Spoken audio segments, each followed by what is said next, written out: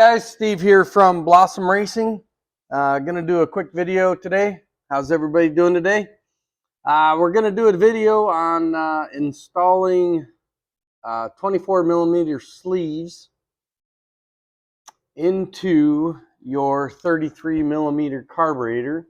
The reason why we do this is so that we can run these carburetors on an 1190 Raptor engine. All right. So pretty simple how you do it. It's not very difficult at all. We're going to be going and putting the sleeve into the intake side or towards the motor. This is where your air cleaner goes on. This is the side that goes into your 2-bolt flange. So this is the side that we're going to install it in.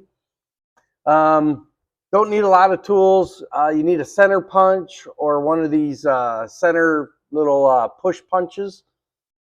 And if you look on the side of the carburetor, right where the choke is, there's a little flat spot right here on the carburetor, and it has some numbers on it. It says L232 on it.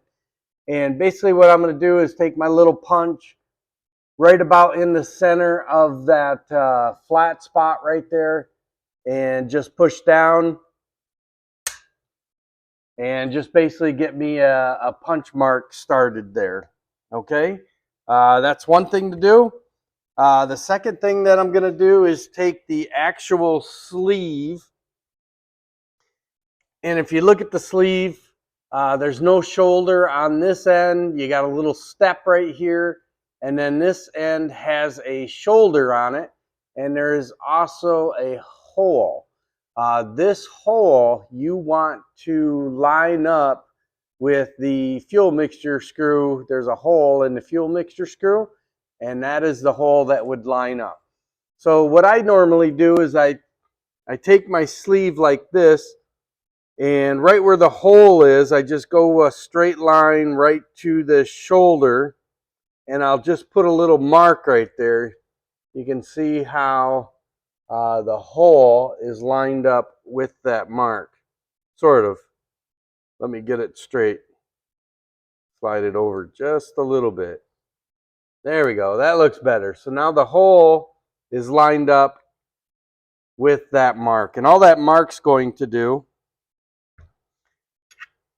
is help you line up that hole with the fuel mixture screw in the bottom. So inserting it in to the bottom of the carburetor just like this, making sure that the hole's going to line up with your fuel mixture screw, and then you got your mark right there to help you out.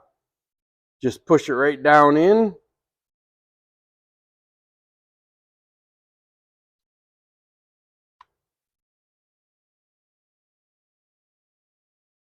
Just like that.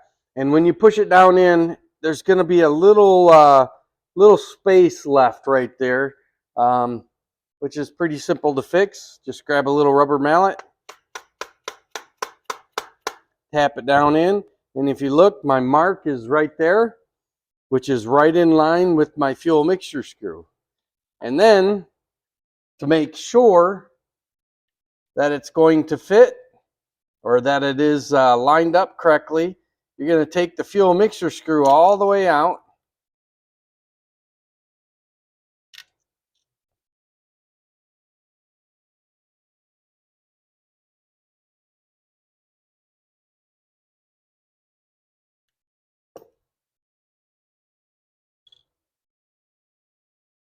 All right, got the fuel mixture screw out, and if you look, there's a little metal washer and an O-ring on that fuel mixture screw, okay?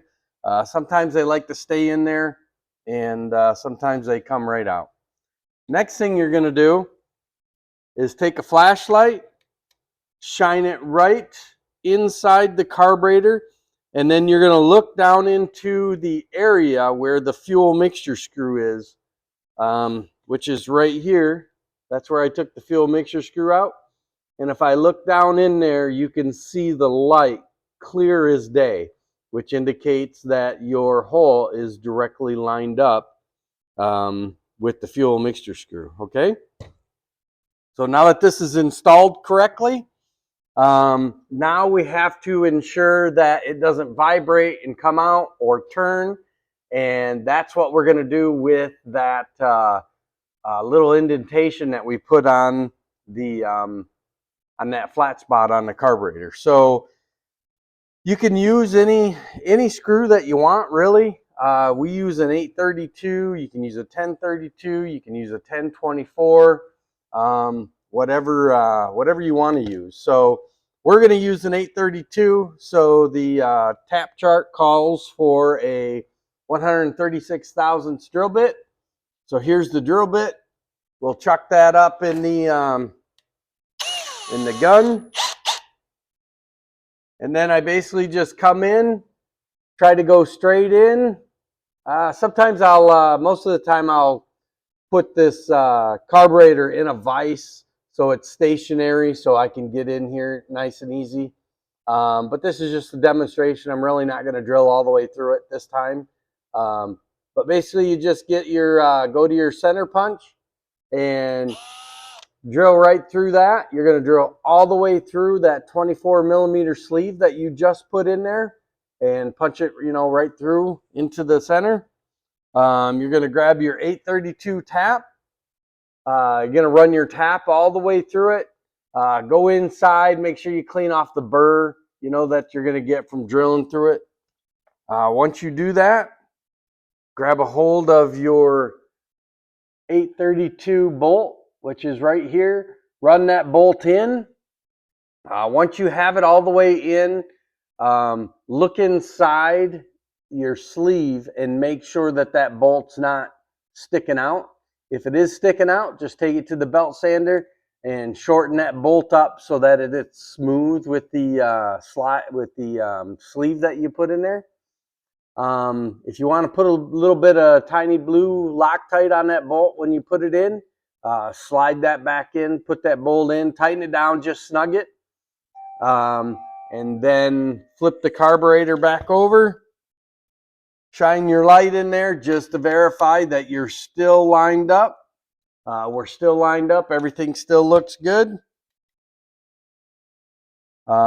Take and grab your fuel mixer screw. Verify again that the washer, so it goes your fuel mixer screw, then you slide the spring on it, then you slide the metal washer on it, and then the O-ring goes on.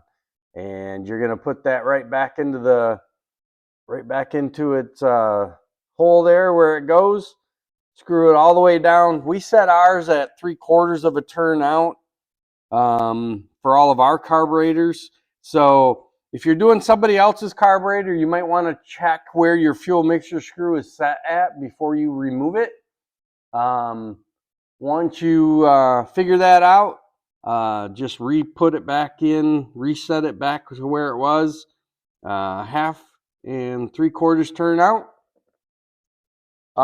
Jets, main jets, air jets, actually we run all the same jets that we would run on an 890 motor. So that makes this pretty easy.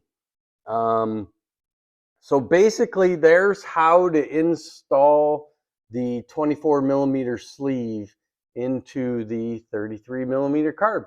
Hopefully this video helped you out, guys. Have a great day. Talk to you guys later. Take care. Have a good one.